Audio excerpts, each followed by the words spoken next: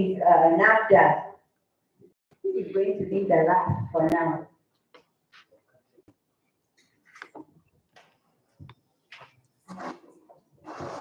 Good morning once again.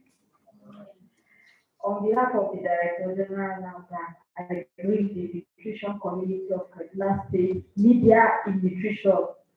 I bring you greetings on behalf of the DG NAFDAC, and she hopes we'll continue to work together to ensure that nutrition is instituted in Kaduna State and in Nigeria as a whole. We'll be talking about the effect of the breast milk substitute on infant nutrition. And we've already met before, and we are meeting again, and we'll continue to talk and continue to talk because we realize that the success of anything has to do with social behavioral change. So that is why we'll keep talking, and that's why you also will keep talking. Thank you very much. Thank you very much, ma'am. We're going to keep talking to see how we're going to improve MIYCN outcome in Kaduna State. So next on our agenda, should we rest or let's continue? Which one? Okay, thank you for the permission. So the next is we're going to have a presentation by the Assistant State Nutrition Officer on nutrition situation of Kaduna State so that we can be on the same page on what nutrition looks like in Kaduna State and why we are here so that we know why MIYCN matters. Thank you. Mr. Adams, are you ready?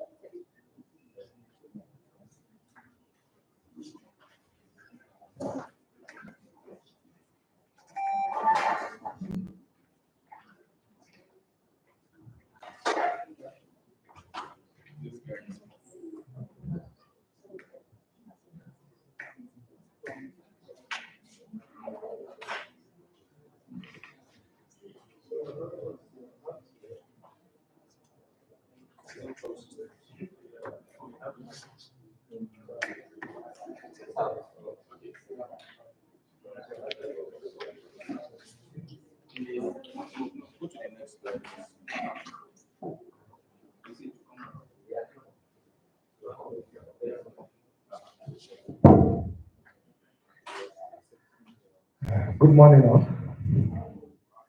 So we are back again. I think we were here 3 weeks ago.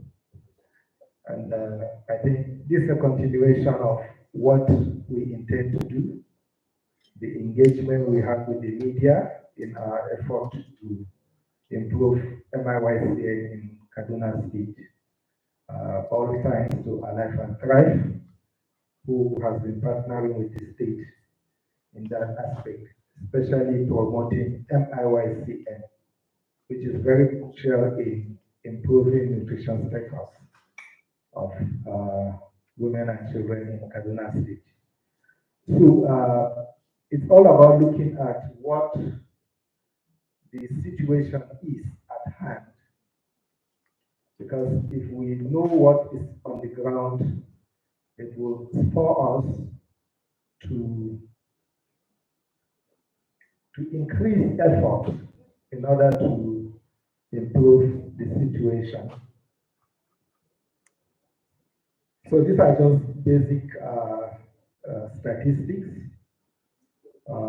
We have total population, we have number of LGS, number of wards, we have population of under 5 at 2 million plus, under 401,000, children 6 to 59, 1.8 million, women of childbearing age 2.05 million, uh, pregnant women 501,000, and expected deliveries 401,000.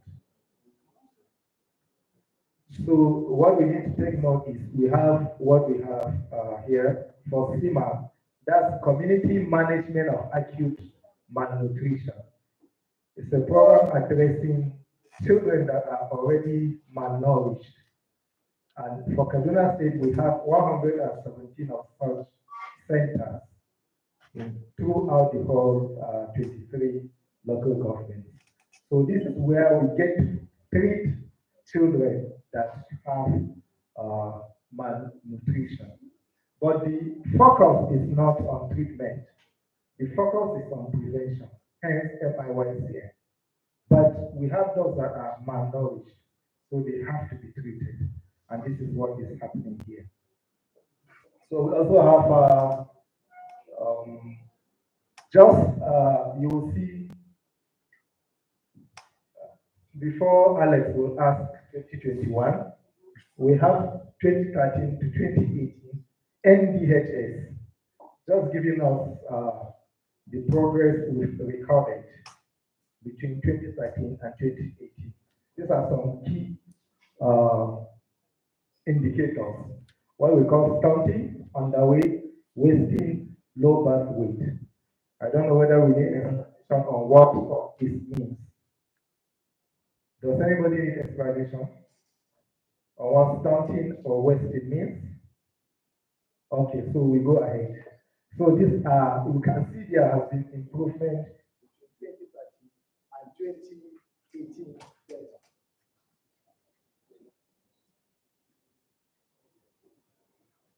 So here we are, Alex, 2021. So here we try to compare 2017 to 2021 MICS mixed data. So we can see in 2017, infant mortality rate was at 66 per 1,000 live births. But in 2021, it's at 65. So there's a just 1 unit difference. Wow. Do we wait or do we continue? All right.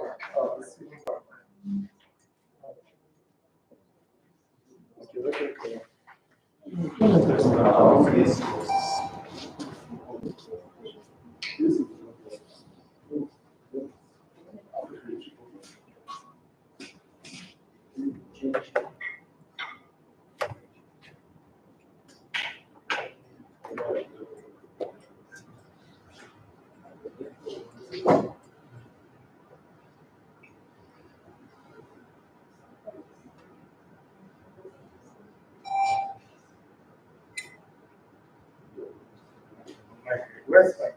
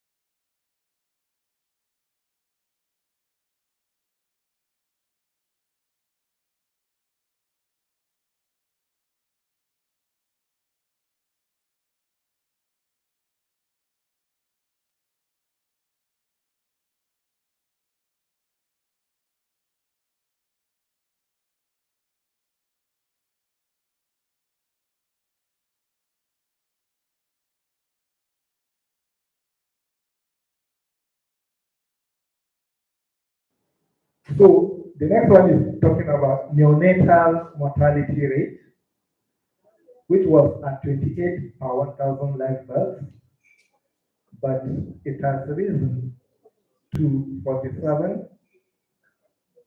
So we can see it's not a positive improvement. What about on the 5 mortality rate? It was at 82, but it has risen to 127.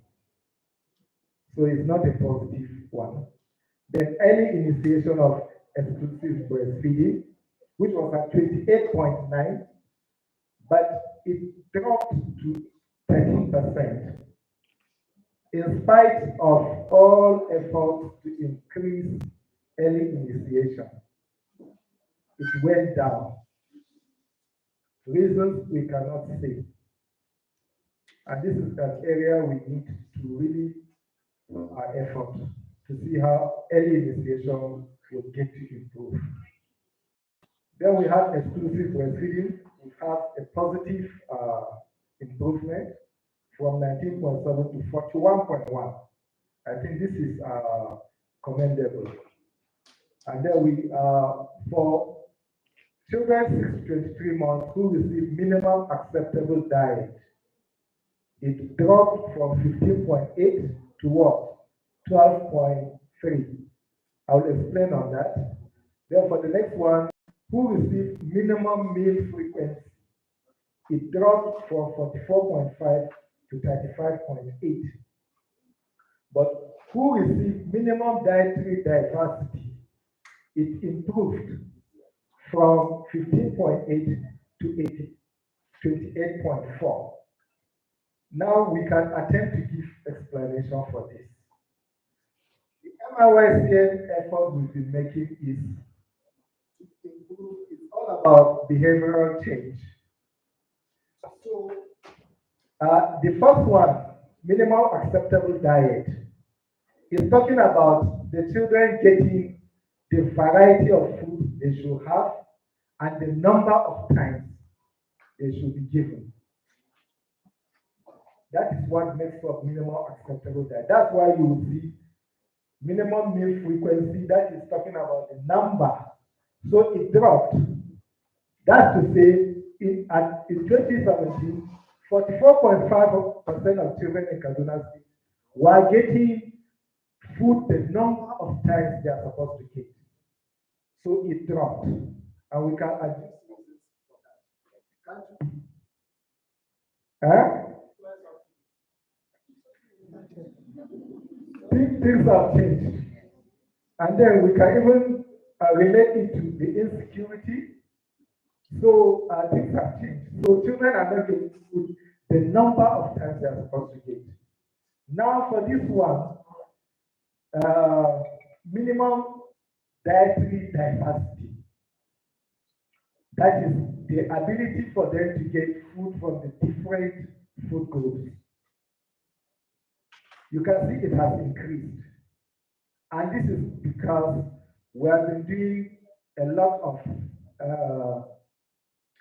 sensitization on the need for people to understand that the children's food should be diverse. So we can see our effort is paid off. So what brought us down is minimum meal frequency. And that is why our minimum acceptable diet has come down. So I think this data has been enough.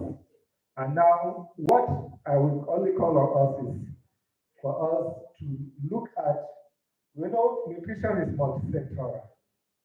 So a lot of things. You can see how security has affected. We can see how production of food, food security has affected it. And that is why frequency has been affected. So earlier I mentioned the issue of treatment of children that are already malnourished. So here we can see the data from 2017. We can see that.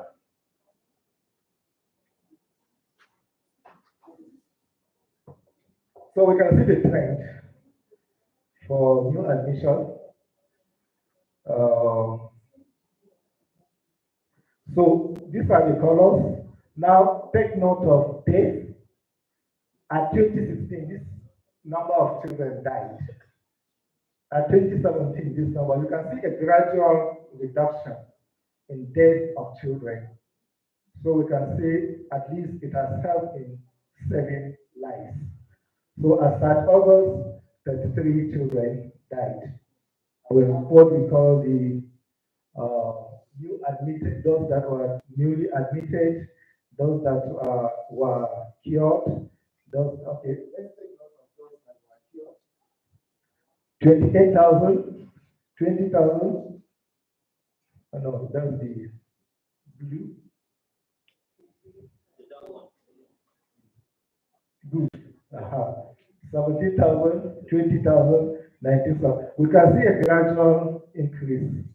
17, last year 20, and as at August, we have 19,000 killed. Now we don't know how many would have died if there was no SEMA.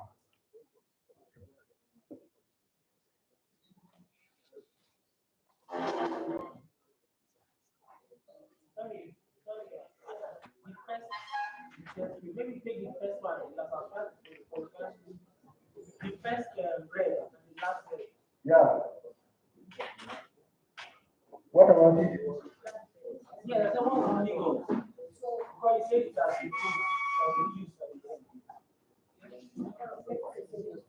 Yeah, it was 12. Okay, you want to know why? No, what was the 16. 12. In 2016, it was 12.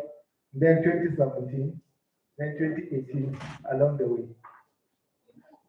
So less children have been there, so we can. And I think why it was less here is because the SEMA sites were not many in 2016. Yeah, so we will not get much figures there.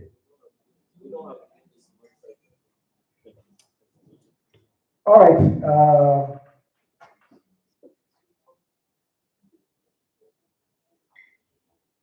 So this is data from January to August of 2023 for total admission, for number cured, for defaulters, for those transferred out, for those that died, and those that were now recovered. So we can see, sorry, the target is that the cure rate should be over 75%.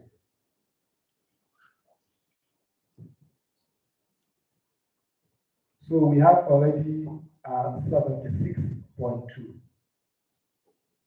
So we are on course. Okay, now let's look at by local government children admitted. So we can see the main contributors are followed by Soba, Kauru, in that order. So by inference, we can say this local government needs more of these MIYCN services if we are to reduce the number of children that are malnourished. Yeah. Yeah. Admitted. Yeah, admitted. Okay, so these are the basic, we look at the basic indicators in SEMA, new admission, cured, and those that died for the 2 quarters. So we can see new admission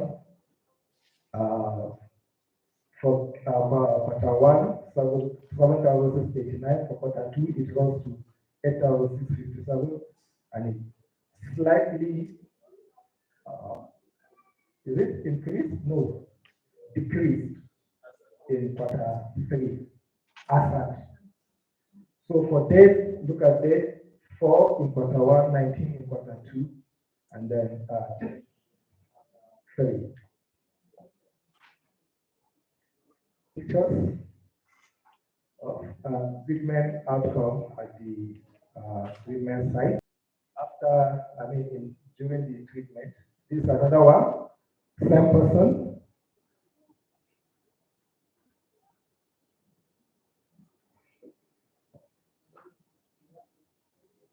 Now look at this girl.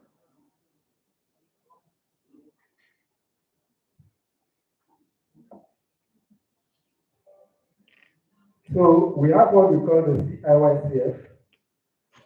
This is intended to prevent malnutrition, community infant and young child feeding practices. It's related to MIYCN, but in this aspect, the maternal component, if you remember, MIYCN is maternal, infant, and young child nutrition.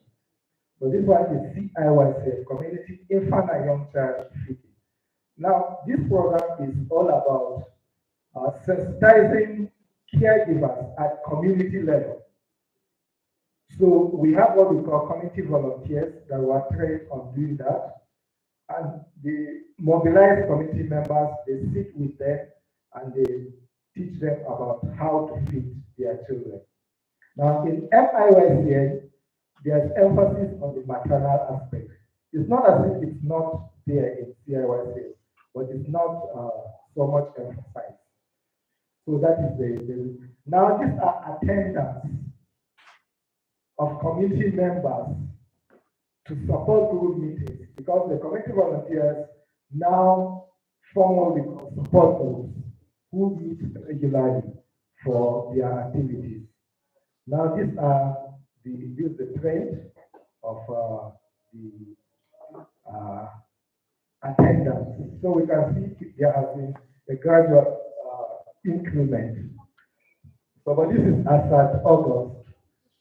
So I believe by the end of the year, it will be higher, so that we have an increasing.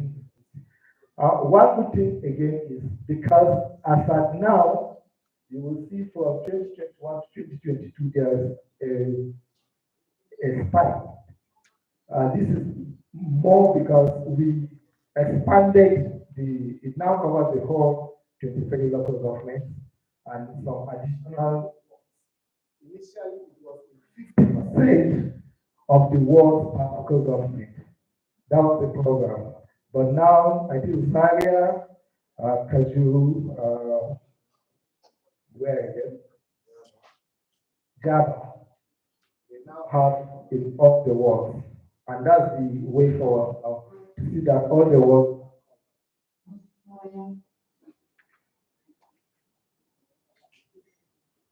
So this is by categories. By categories.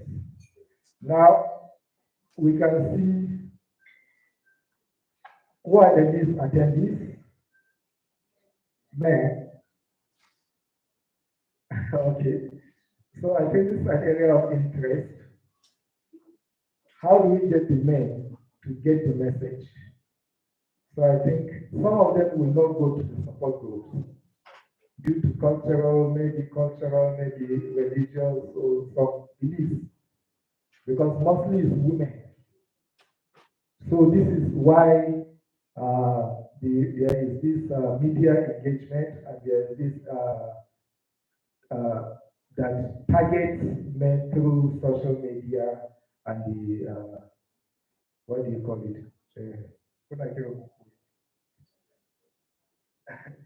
Media, all media, conventional. So means to target them so that we get them to get the message. They need the message. Because if the woman gets the message, there's nothing much she can do. There are things that she cannot do. Who provides the food? We saw what minimum meal frequency did because food was not available. So if they get the message, they will see the need to do that.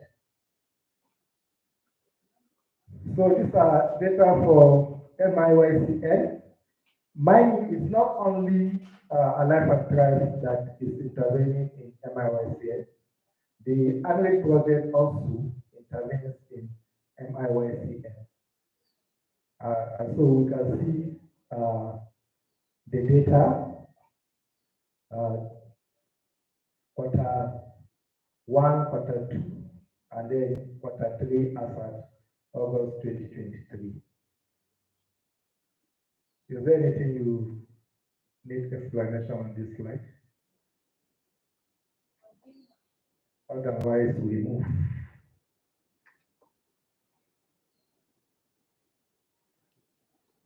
So, so these are the basic parts. Now, this one includes what happens at the facility, and then we have non-state actors employed by Angling Project to also provide these basic services at community level. So this accumulation of the services they provide, including adolescent health. Adolescents for adolescents.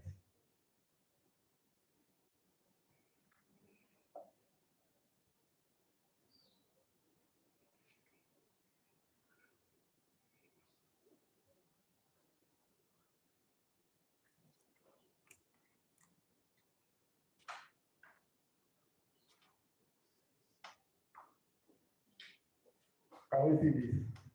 These are the basic services. IFA, that's iron folic acid given to pregnant women. There's IPT for prevention of malaria, which has an effect on malnutrition. And then there's MIYCN counseling. Are we together? And then this is for adolescent girls, short-term family planning, and then we have long-term, this number that access these services.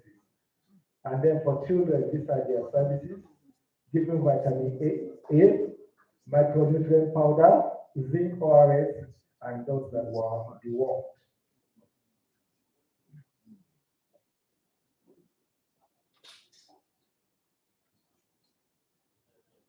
So these are just outputs to measure what we want to achieve. So the target is to enhance state and local government capacity to demonstrate commitment. The second one is government and stakeholders strengthen capacities to deliver improved access. And then the third one is for parents and caregivers to have improved knowledge and skills to